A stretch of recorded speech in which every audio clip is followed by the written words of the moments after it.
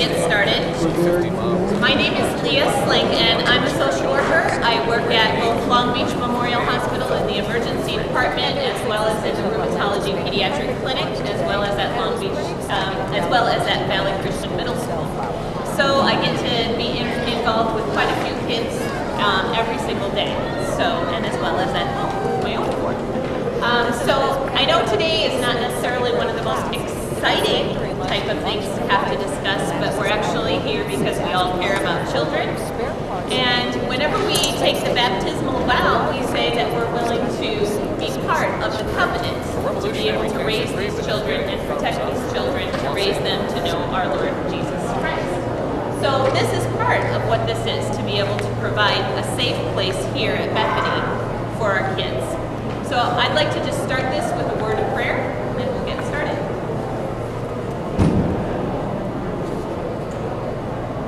Heavenly Father, we just thank you. Thank you for Bethany. We thank you for all the children that you bring here. Children that come here every week. Children that may just randomly show up sometime on a Wednesday night or a Sunday morning.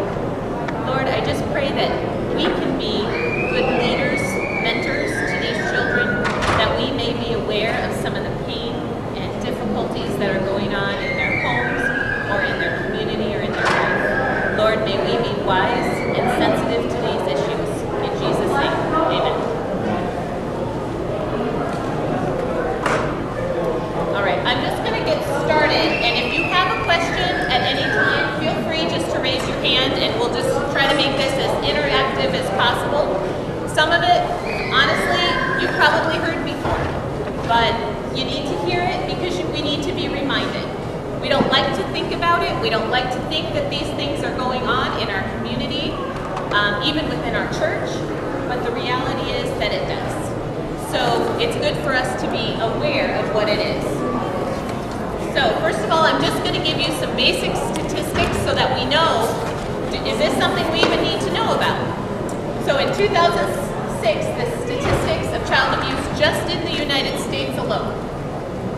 So there were 3.6 million DCFS, which stands for Department of Children and Family Services, referrals made regarding 5.6 million children. That's an awful lot. 905,000 were actually found in cases of abuse. So a lot of cases are made, referrals are made and generated, but they're either found to be unfounded, there wasn't enough stuff to say that this actually is a founded case of abuse. 89,500 were actually living here in California of those founded cases. So in this population, we need to be aware of what we're looking at. So 63% of this was for neglect, 19% is physical abuse, sexual abuse, and 8% emotional abuse. So you can see the percentages are a lot more of neglect than anything else. So we need to be aware of that a lot of it isn't so easy. So racial breakdown, anybody want to venture a guess?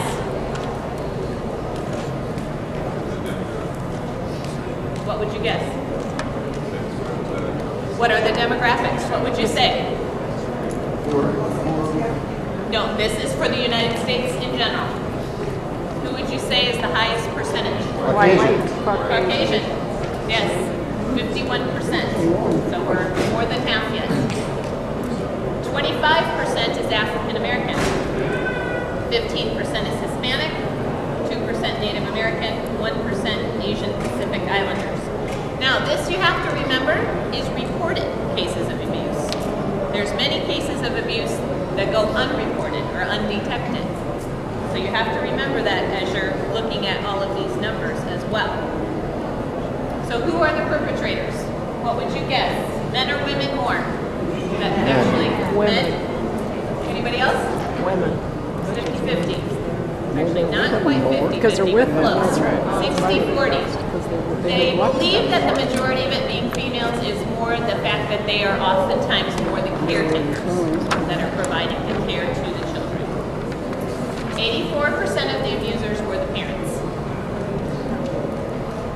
Fatalities. So this is the death within this. This is an old screen that you see here of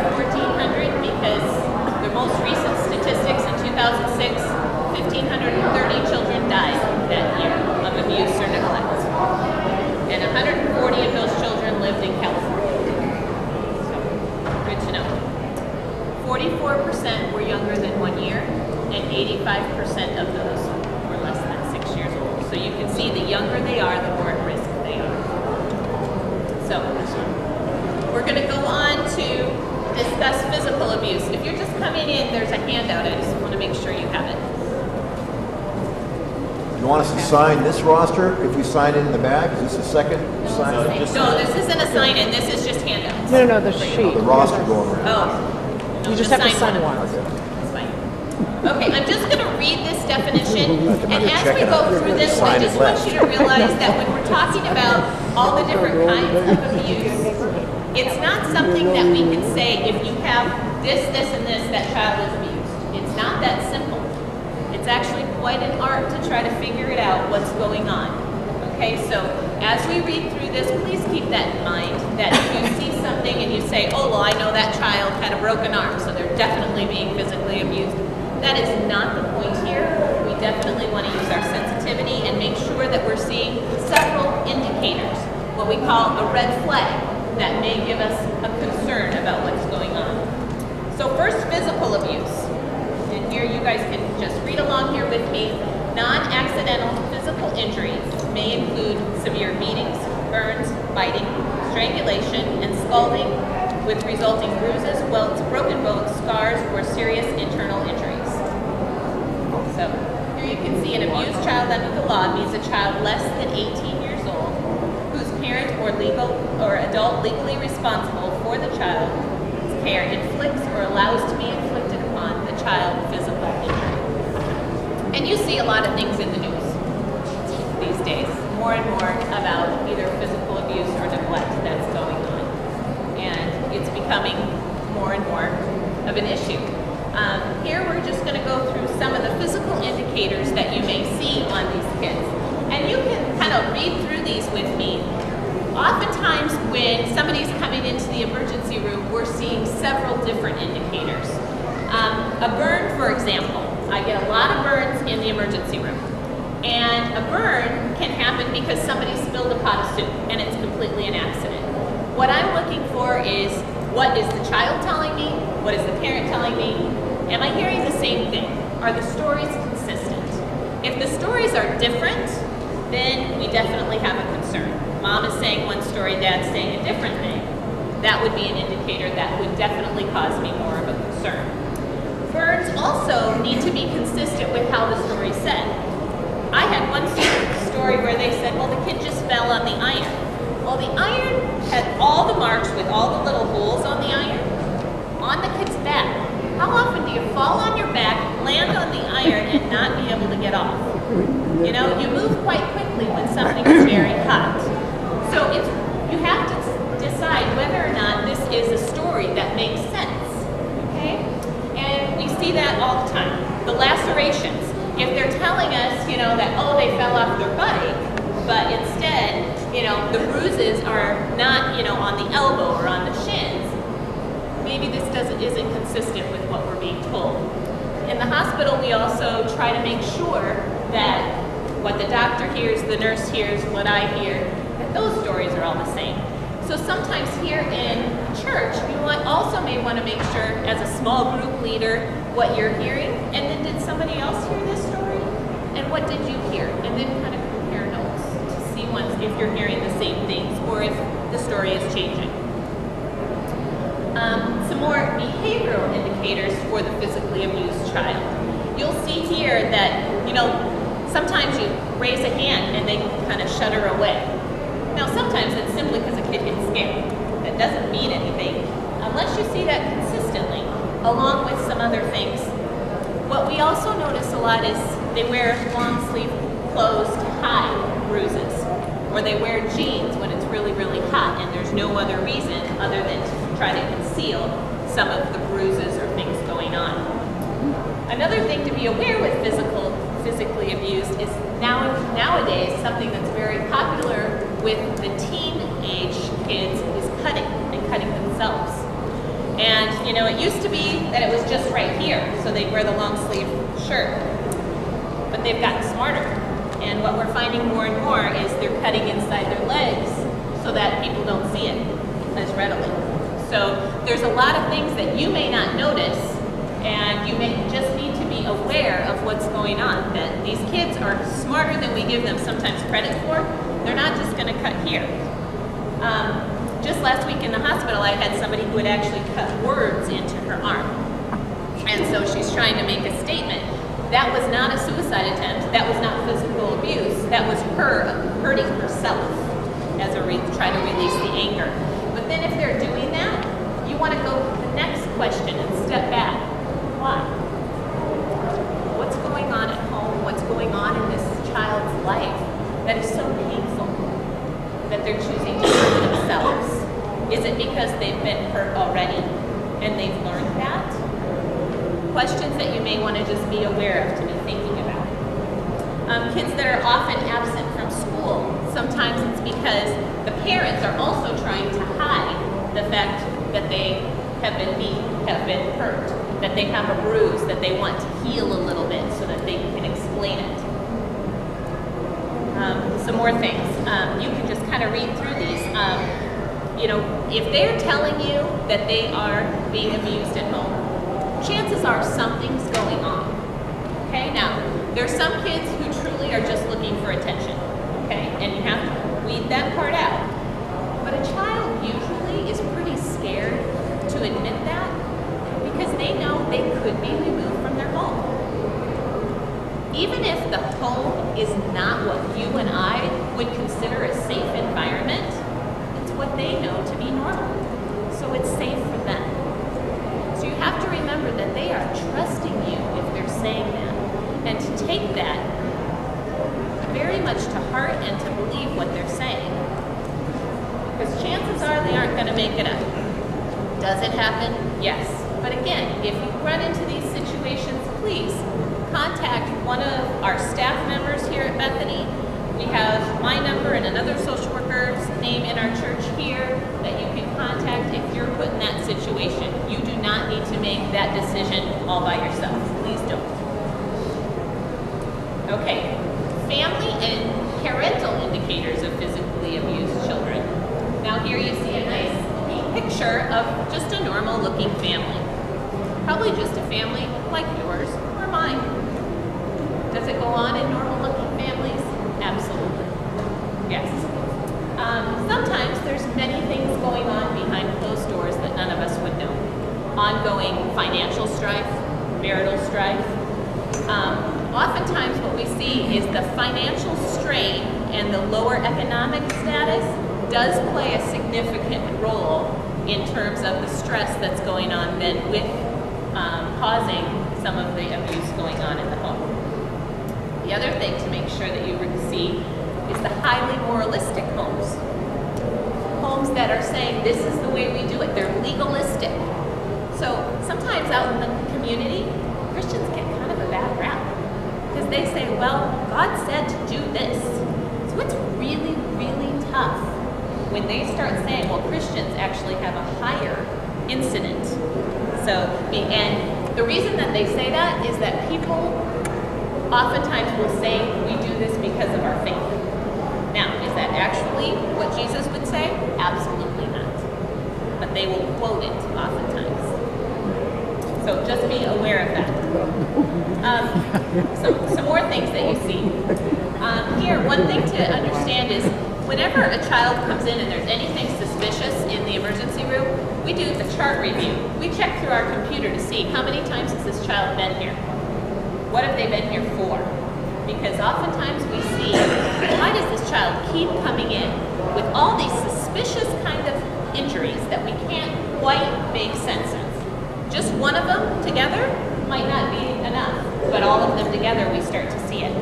The problem is these parents oftentimes get fairly smart and they start to go down to the next emergency room and then the next one so that they aren't getting found out about the several different bruises and fractures and all that kind of stuff that's going on. Because what we see a lot is, for example, if you have a broken arm, that may just be a simple fall. Lots of kids get that. But it's when we look at it and we see that it's a spiral fracture, that means that it was a twist done to the arm when it broke. That doesn't happen just from a fall. So the stories have to make sense with what the doctors are telling us as well. Okay, we're going to move on to neglect. neglect. Any questions regarding the physical abuse part? I'm going to just keep moving then. We'll just read this definition of neglect. So neglect means a child less than 18 years of age whose physical, mental, or emotional condition has been impaired or is in danger of becoming impaired as a result of the failure of the child's legal guardian to exercise a minimum degree of care in supplying the child with adequate food, clothing, shelter, education, or medical care. Remember, this is 63% of the abuse cases. So you can see that oftentimes what's happening is a lack of supervision. It is, if they're using drugs, if they're doing alcohol, or if they're just simply not able to provide. With this one, it's important to know that it is not abuse or neglect if they are homeless. They will not take a report if you have somebody that's showing up here and they have children that are homeless. That is not neglect. If that family cannot provide adequate care, but they're trying, and they're actually, that's seen as a strength, that they're trying to seek out community resources, they haven't been able to find it, the homelessness alone is not enough to report abuse, or it's not neglect, I should say.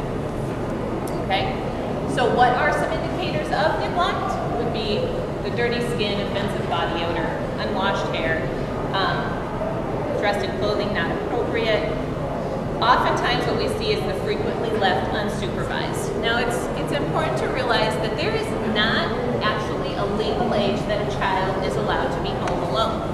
So if people tell you it's 12, it's 13, it's not really true. Okay? It's actually kind of one of those things that there's some really mature 10-year-olds. There's some really immature 12-year-olds. So it's really going to be more of a situation where how long were they left alone? Were they left alone all weekend? Well, that's a whole different story than an hour when they went to the grocery store. So you have to realize that it's not always a consistent number with when the child was left home.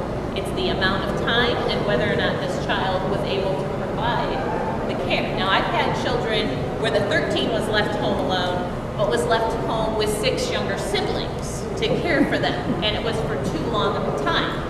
Well, if that 13-year-old was with another 12-year-old, maybe not a big deal, but was responsible for caring for an infant, that's a different story. Okay? So indicators of neglect. So here you're just going to see what they kind of can look like sometimes. The drowsiness, the puffiness under the eyes, not getting treated for a lot of the medical conditions, the upper respiratory infections, scratching and itching, diarrhea, bruises, lacerations that get infected because they're not being treated. Oftentimes in neglect, the majority of the ones that I see recently are a lot more where it's a near drowning. You know, that I see those way too often. That the gate was left open or there was no gate. See those a lot. And that's still considered neglect for not providing adequate supervision. Is it devastating to the parents? Yes. But would they need to be investigated? Yes, they would. Yeah. Is neglect considered like a one-time thing, or is it considered like an ongoing? It depends. Yes. Sometimes it's ongoing. Good question. Sometimes it's, you can have really, really great families. I've worked with wonderful families who are great parents, but something devastating happened in terms of a drowning, for example, And then oftentimes it depends on what's going to happen. They go out and investigate and decide what they're going to do. Another thing with neglect sometimes is things like wearing helmets, or if the kid is, for example, playing outside in the front yard and crossing the street and nobody is out there watching them or supervising. Mom's in the house cooking and hadn't checked on them for a long time. It's more, do you just leave your children unattended and unsupervised? So all of those things make a huge difference, and sometimes, yeah. Well, no, is there an age for leaving kids alone in a car? Leaving kids alone in a car, just like out in front of the grocery store? Yeah, at a parking lot. Depends on how long you're leaving them. If you're leaving a 17-year-old out there, you're probably fine because they can probably drive on their own. Versus you're leaving a baby, in a hot car. I thought there was. No, not at all.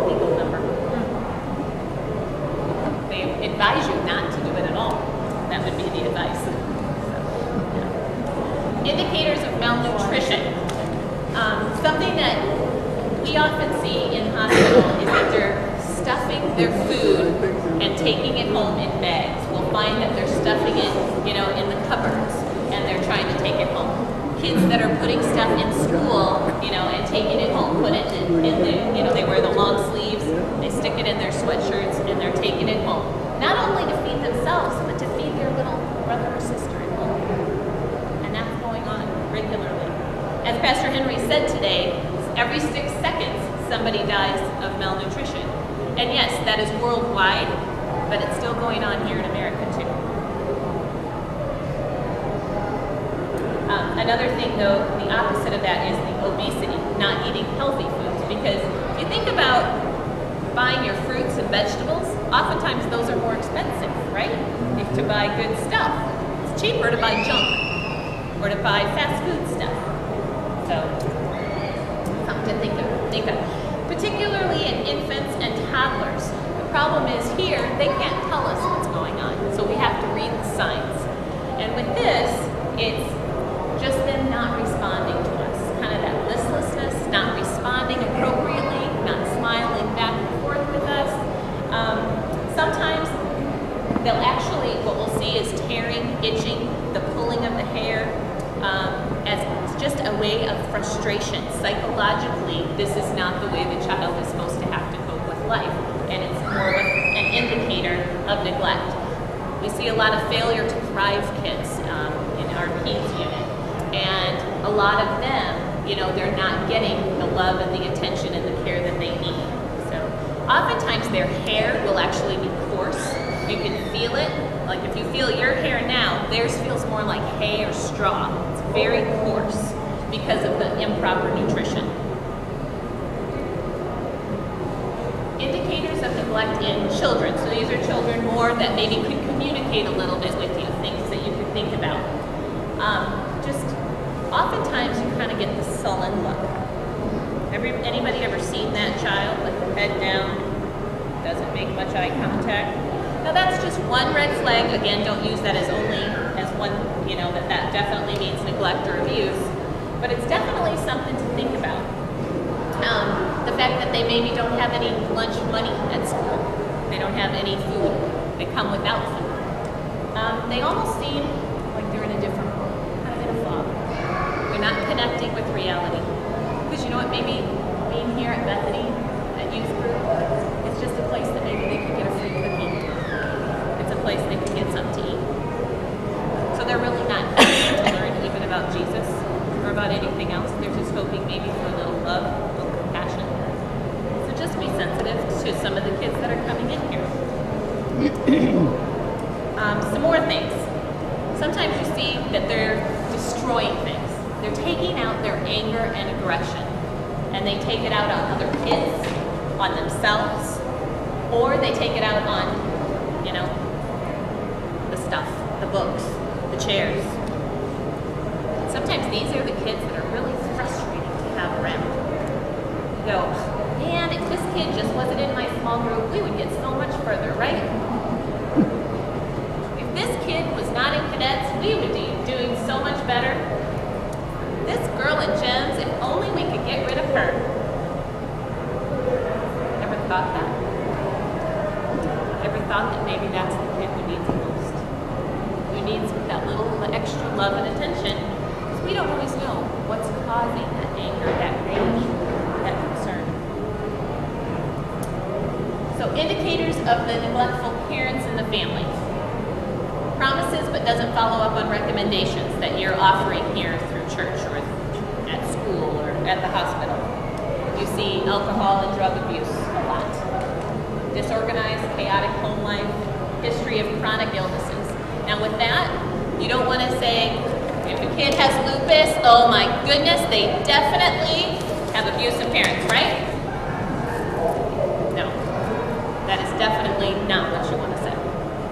You definitely need to show those families with those chronic illnesses ongoing love and support. But those illnesses that keep creeping up, that aren't going treated, that aren't being addressed, those are the ones that you want to look at more seriously. So we're going to move on to emotional abuse. Any questions about the neglect? Emotional abuse is a pattern of behavior that attacks a child's emotional development and sense of self-worth, including excessive, aggressive, or unreasonable demands that place expectations on a child beyond his or her capacity. It's also the failure to provide the psychological nurturing for the child's growth and development. Constant criticizing, belittling, insulting, rejecting, and teasing are some of the forms these verbal attacks can take. Now this one is by far the most difficult to ever prove. Probably goes on much more than any of us would care to admit, but it's very difficult to be able to ever press charges on an emotional abuse. It has to be very severe. Things that we see in children that have this: a lot of the fetal position, rocking back and forth, inappropriately aggressive, destructive behaviors, suffer from sleep and speech disorders. Again, with that, please, if your child's in speech therapy, don't assume that they are being abused or neglected, okay? I have several children of my own that have had to go through speech. So please, don't go there. But again, it can be an issue. One time with severe stuttering, there's quite a bit of research that says severe stuttering goes more with sexual abuse. So, but again, if you have someone that stutters, does not necessarily mean, okay? But it's one more red flag to look at. Something that you'll see in an emotionally abused child, the way that they behave. Negative statements about themselves, shy, passive, compliant. Oftentimes you'll find that they kind of lag behind in their physical development, their emotional maturity. Again, highly self-destructive. Again, that's a lot more petty to come in. The cruelty to others is important, but also cruelty to animals is oftentimes someone that has less power than them is someone that they can feel like they can actually have power themselves. So hurting an animal, it makes them feel powerful because they've been hurt by the parents, so it's their way to continue the cycle. The parents oftentimes withholding affection, saying negative statements directly to the child. Okay, any questions about the emotional abuse? Okay, we're going to go on to sexual abuse and just kind of keep right on moving. Sexual abuse is any sexual contact with a child for the use of a child for the sexual pleasure of someone else. This may include exposing private parts to the child or asking the child to expose him or herself, fondling of the genitals or requests for the child to do so, oral sex, or the attempts to enter the vagina or anus through the fingers, objects, or penis, although actually penetration is rarely achieved. Sorry for the graphics, but that's the reality. And I'm not going to go into a lot of stories here because you can imagine. And we see it all. And we've heard it all. And it's very difficult to do these interviews, is the least I can say. Be aware, 1 in 4 girls and at least 1 in 10 boys is sexually abused in some way by the age of 18. The majority of these reports go unnoticed or they aren't reported. It's too embarrassing. The kid doesn't want to tell anybody. Oftentimes they're threatened that if you do tell, I'll hurt, the list goes on. What they're going to do if you tell them. The kid is terrified. Plus they're embarrassed. They're ashamed. And in some way they think, is this my fault? Did I do this? And then think one step further. What if they liked it? It felt good. What if there was this part of me I kind of thought it was okay? So then it's even more my fault. So that's the part that we need to be sensitive to with this issue. Just be aware of that. Because oftentimes I've had so many kids say, well, I think he thought I liked it. And they didn't. It's part of the development. It's their first exposure to a sexual experience. So 10% of these children that are abused are preschool age. So it happens at a very young age. 85 to 90% involve a perpetrator who is known to the child. It's usually not a complete stranger. It's somebody they know. And oftentimes, I hate to say it, churches are one of the biggest places this can go on because it creates a safety. And that's why we want you all here to be educated. We want to do background checks. Because as much as we trust all of you, we also need to be wise in protecting our children. 35% of it involve a family member. Only 10% of the offenses involve physical violence. Usually, it's creating a friendship. It's a relationship. These children feel like they have a great friendship with this person. So therefore, they don't want to betray them. So it makes it even harder. The psychological part of sexual abuse is huge. Because they play a game believing that this is just something we share. This is a special kind of relationship. Because I like you so much. And they'll take you somewhere and they'll do something with you. It's amazing. It's very sad. The average offender is involved with over 70 children in his or her career of offending. Let that sink in. Over 70 children.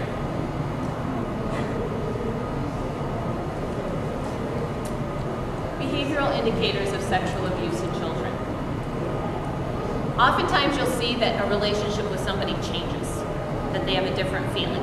Either it's super strong towards that person, or they're scared and they just want to back away. They don't want to be with that person. The majority of sexual abuse that I have personally reported has been with a blended marriage, where they have a new boyfriend, new girlfriend, and kids are now exposed with a new relationship. And I hate to say it, but that's the most difficult that we see. Because they have this new relationship that they're trying to build, and the parents are trying to work that out as well. So, something to be aware of. Doesn't always mean that. Sexually acting out, especially ahead of their age. Okay? When we see a 5-year-old discussing things about sexual anatomy to a great length that is not appropriate for their age, that's a huge red flag. And they will oftentimes say things or do things with other children that have been done to them.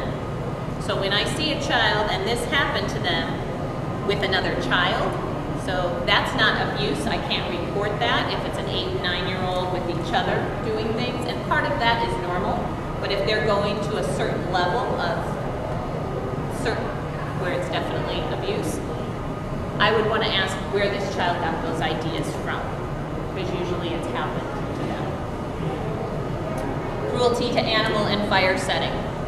That's huge red flag. Whenever a child is getting involved with arson, small fires in their backyard, I know boys like fire, but when it is pervasive, it's definitely an indicator. I can't tell you how often that correlates.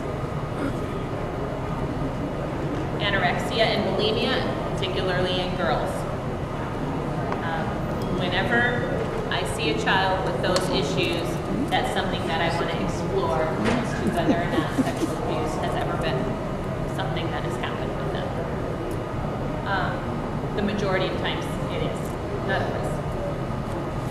Running away from home, sudden changes in personality, definitely something to be aware of. The physical indicators of sexual abuse in children: difficulty walking or sitting, torn clothing, bloody underwear, pain or itching in the genital area, venereal diseases, sorry, I can't even say it.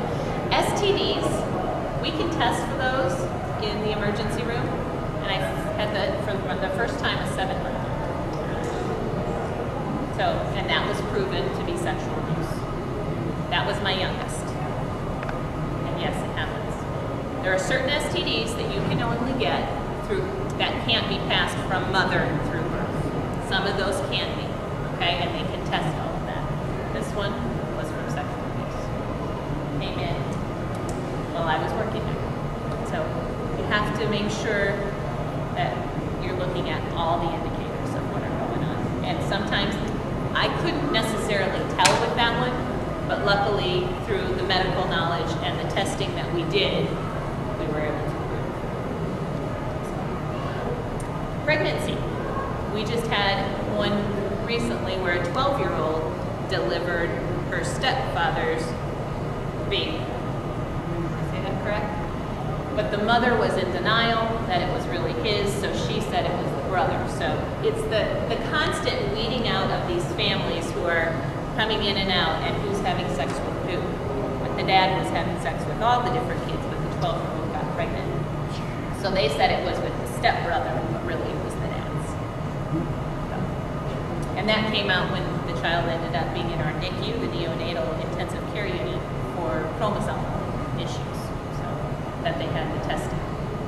So, and oftentimes they'll lie. They'll say that, you know, no, it wasn't my dad or it wasn't this person. So, the parents, oftentimes we see overly protective, almost jealous that the child is with their friends. They want the child with them. Exposing the child to pornography, giving them sexual information that is not age appropriate. Almost talking about sexual themes and boasting of those in front of the children. Okay. Before we go on to that, I want you to look in your packet here. The second page says mandated reporting, and on the back it says child sexual assault reporting. This is a very, very important piece of paper. Okay? The reason is that when it comes to statutory rape, it's a very difficult issue. So you may have a teenage girl who at 16, 15, you think is dating this guy who's going to college and he's got a scholarship. But guess what? She ends up pregnant, it's statutory rape. Important to know. Because these kids, yeah, we may be teaching them not to have sex. I'm all about the abstinence. But if they are, and they end up becoming pregnant, you need to know what the law says. Now, they have a choice as to whether or not they're going to press charges, but important to know. And important for young men to know some of the situations they're getting themselves into, of what could happen. Because at that age, a child may not want to press charges, but the parents may. So be aware. So take a look at this and find out. You know, if a child is doing these things and, oh, I'm going to look at you and pull your pants down and take a look, you know, that kind of thing, that's a different story. Like, doctor, we're not going to report that. But when there's actually touching and things like that, then we definitely want to make sure. It's the ages that make a difference. So you want to take a look at that.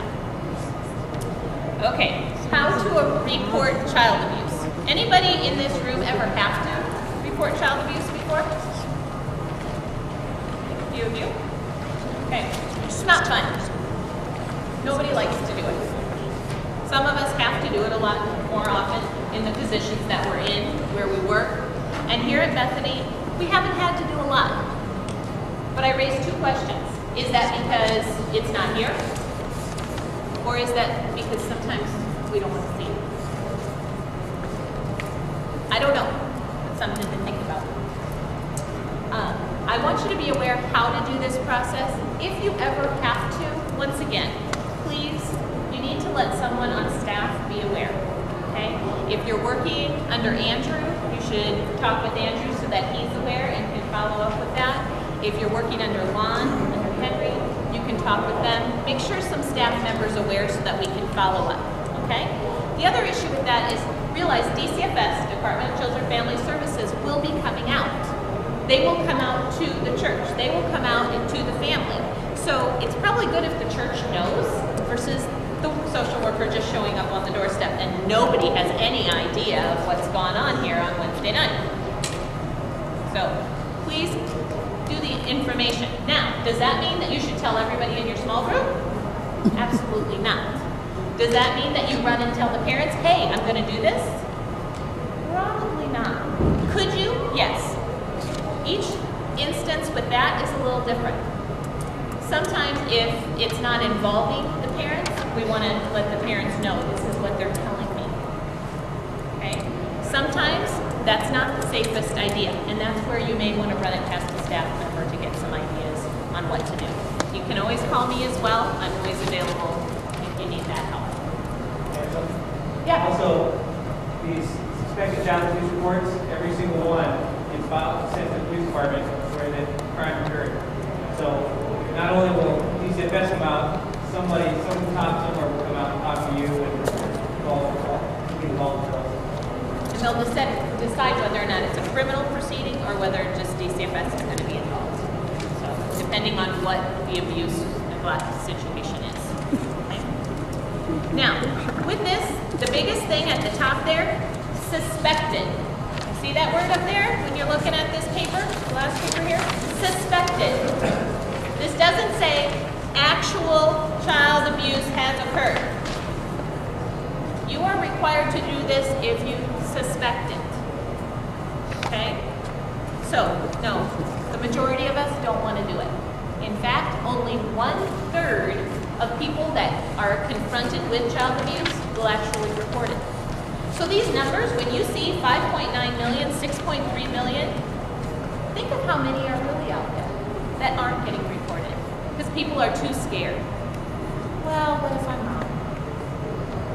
Well, what if it was just this? It's probably not that bad. They're just going to take them out of the home, right? Actually, the goal is to keep the children in the home. DCFS actually has a lot of preservation type of programs that they're trying to do. Now, do bad things happen sometimes? Yes. But are those usually the minority of cases? Yeah. But do those make the media? Yes. So it's frustrating sometimes. But usually, it's done in the best interest of the child. Now, sometimes DCFS gets a lot of reports of this parent is mad at this parent, so I'm going to call DCFS. Does that happen? Yes. That does, and they have to weed through those. Those are a lot of the unfounded cases. The cases of parents going through custody, that's another one. We get them, bringing them into the ER. They just got back from their dad, and I know he hurt them. Okay, and we go through that. So, is that an inappropriate use of the system? Yes. But do we still have to look into it? Yes. So, with this, first of all, when you are going to make an actual report, one of the first things you just need to fill out the form with your name, your information. Is that absolutely necessary? No. You can do it anonymously. If you so choose, you do not have to give your information out. Will it be much more helpful if they can talk to you? Yes. Will we appreciate it? Yes. But will they require it? No. Okay? Part of that has gotten them into trouble because that's where you get a lot of the bickering of, oh, I'm calling on my neighbor and da-da-da-da-da. Because usually if it's legitimate, you're more willing to say. If you're calling here from Bethany, please just give your name if you feel comfortable. Or just say, I'm a volunteer at Bethany Christian Reformed Church. They could just come here and have that and look at, what's going on. The agency, they're going to give you, Department of Children and Family Services and what to do. And the victim, as much information as you have on that child. If you don't know their date of birth, that's okay. If you don't know mom's date of birth, that's okay. Now, when I interview a family, I know what to ask. So I know to get all the children's names with their date of birth and the mom's date of birth and their name and their maiden name. Does it have to be that way? No. So just as much information as you can provide. We do need an address. Okay? We do need a place to go find them. You can't just say, Susie Smith was abused. Well, can you give me their school or their age or something? You gotta have something so that we can find that child.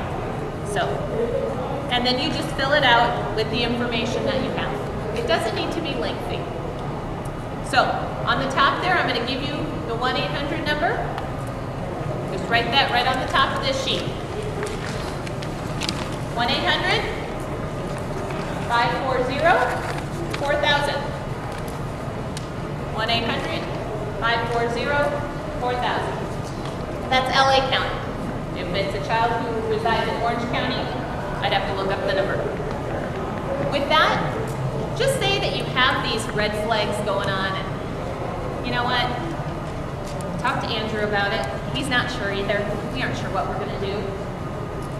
Then you call this number and you push 4 and it says, just talk to a children's social worker to discuss a case. And you discuss it. Say, you know what, this is what we're seeing. They're not going to ask for your name. They're just going to say, what's going on? can get that person's name. If they say, no, this is not something that needs to be reported, then you say, can I have your name, please? They'll give you a name.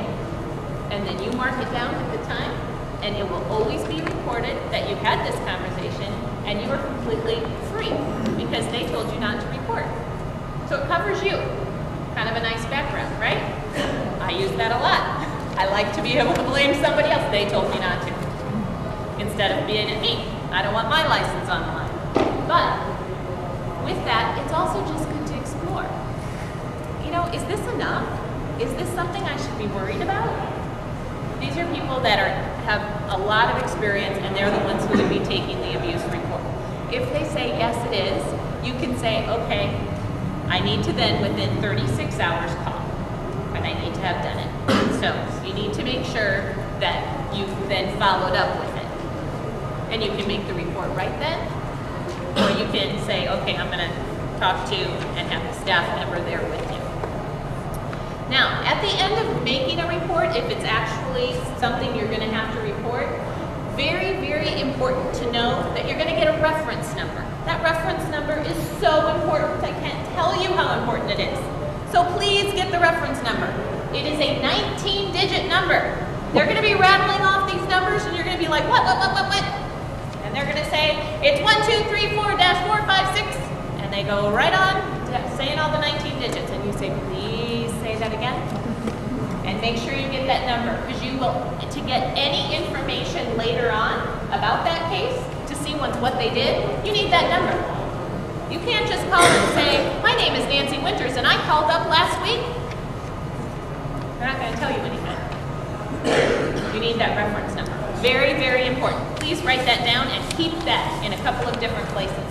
Okay? With that, then, you'll be able to follow up and find out, did they go to the home? Are the children going to be removed? They're only going to tell you so much. So maybe if you have a nice, friendly social worker who might know some tricks, we can help you get some more information. You'll have to talk to one of us and see what we can do. But sometimes we don't even get all the information we'd like. Okay? So make sure that you definitely keep that number and the reference number. Any questions about how to do that? So we don't have to fill out this form, we can just do it on the phone? You do it on the phone, but you still are required to send it in. Oh. Yes.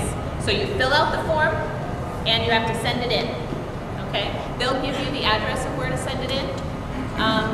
Andrew, do you keep a copy of the report? Yes. Okay. You have a copy. If we make a report, then you'll make a copy of it, correct? Yeah, and keep one. And that's just a good idea, just to keep one just for later reference. Then you have the reference number, so you have both. You have to do both. You can do the written part online. If anybody really wants to know how to do it, I'd be happy to tell you, but I'm assuming you don't have to do it that often and you don't care. So, let's go to the quiz. Anybody do this on the front? Yep. Front sheet. Okay, let's see how we did. See if your answers are the same before or later. You need a sheet. Anybody else need a sheet?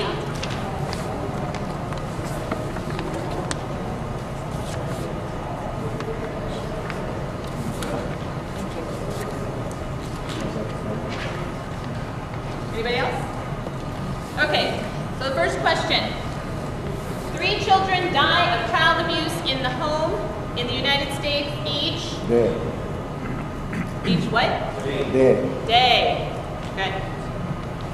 How many people report child abuse when faced with the actual situation? 1/3. 1/3. Good job. You guys are listening. What is the single leading cause of death in children ages 4 and younger? C. Child abuse and neglect. Child abuse and neglect. 4. On average, child abuse is reported somewhere in the United States every 10 seconds. 10 seconds. So you think about that from this morning. Every 6 seconds a child dies of hunger. Every 10 seconds child abuse is being reported. We have a lot to do for our children. Strangers pose the greatest risk of sexual abuse to children. False. False. People they know. Number 6. Child molesters get their sexual gratification only from children. True. False. Many of them are married. Many of them are in a committed relationship, you would never know. They oftentimes actually will even do that to hide behind the fact that they may prefer children. Number 7, the average age that child molesters first attack a child is when they, meaning the attackers, are Teens. in their teens, as young as 12. Which of the following actions can help stop child abuse and neglect? All of the above. Yes. Okay. So now, any questions? Scenarios? Thoughts? Uplifted? Sorry. Encouraged? Long Beach Memorial Miller Children's Hospital, just so that you know, is the second leading hospital to report the majority of child abuse cases in the state of California. Number 1 is CHLA. Now, is that because of the area that it's in? I don't know. I don't know if it's because we have 70 social workers at Long Beach Memorial Miller Children's, so I don't know if it's that we're looking for it. I don't know if it's the demographics, but I can tell you second in the state of California, right here. Yeah, I'm stuck on the emotional abuse thing. You just said it's so hard to prove. Definitely. So are you better off not even reporting it and going other avenues to help, or is your report still helpful? The report is definitely helpful because you have to remember, for example, if you call in and make a report and it's unfounded, they still track that. They still know that. But then, say, a couple weeks later, somebody else is making that concern. They start to look at that going, you know what, over the last year, we've had 7 different people calling and indicating to us that this might be a concern. That lets them know the severity and that enough people are concerned that they're actually calling it in. Because oftentimes we think what we're doing is helpful, but if stuff is going on that we don't know, chances are we're not going to be as helpful as we'd like to think we can be. So oftentimes getting some help from professionals who are trained to do this is a much better route.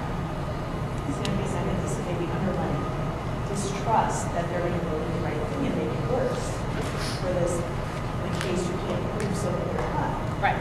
And could that happen? Yes. But like I said, the majority of them really do have the child's best welfare at hand. But the media, when they get a hold of one that a social worker or the county handled wrong, they completely blow it out of place. How many of you heard about this 5-year-old who was neglected, that hadn't been fed, had been caged up? Anybody hear about that one? So that child, there had been a lot of people who thought they were doing good. There was a lot of people that knew something was wrong. They didn't report it. Had that been reported, maybe it wouldn't have gone so far. That child was emaciated. That child was skin and bone. That child had cigarette burns everywhere. It was bad. That kid was an ashtray. And infected burns. So it's cases like that where there were so many neighbors, so many people that had said, well, we were kind of helping because we'd give them a food or we'd do something like this every now and then. It's not enough. Sometimes you need somebody going into the home. Sometimes it's going in with, the sheriff or police to be able to get in the home and do a thorough investigation, something we can't do. We don't always know what's going on. More questions? I know at school we've been told that if you report it and it's unfounded or whatever, that your name is not going to be like, Mrs. Winters reported Johnny this, and then the family then would know that I was. Right. That's all anonymous. Yeah. So that fear of being found out shouldn't hold you back. Right. Necessarily. Yes, good point. They will never tell the family who reported them. Now, oftentimes they can figure it out. I can't say that they won't figure it out or they won't assume who did it, but they will not tell them it was Nancy Winters from Valley Christian High School who called us. They won't do that. They're not allowed to release that information. If it was, Andrew, who works with them here at Bethany Church, they're not going to say that. But they will, they'll come out and they're going to know who'd you talk to last. The child may know because you may be the only one they've ever told. I just had a case a couple weeks ago, well, a couple months ago maybe, where a child, I just was doing my interview asking, have you ever been physically, emotionally, sexually abused? She started crying, and in front of her mom, she said, no, but she started crying. Well, I could tell by her behavior there was something going on. So I asked Mom, would you be willing to step out? Mom steps out, and I asked her, what are the tears about? Well, she was being sexually abused by a teacher at school. That teacher was still teaching. That teacher is now out of that school. But I was surprised how long it took, because I called the sheriff right away, who went to the school right away. It still took weeks. Now that teacher is now out of that school district, and yeah, we're still waiting for the court date. But with that particular case, it's reading the signs, it's reading the child. Sometimes it's asking directly, have you ever been physically abused? Has anybody ever inappropriately touched you?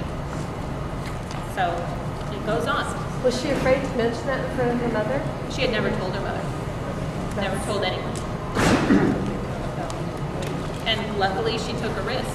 And her mother willingly left, so she probably The mother was wasn't willing bad to step out, which sometimes they're not, and then I can't do anything. So, if they're alone. Any other questions? All right, thank you for coming. Thank you. This is available on DVD if any of you want to rewatch it.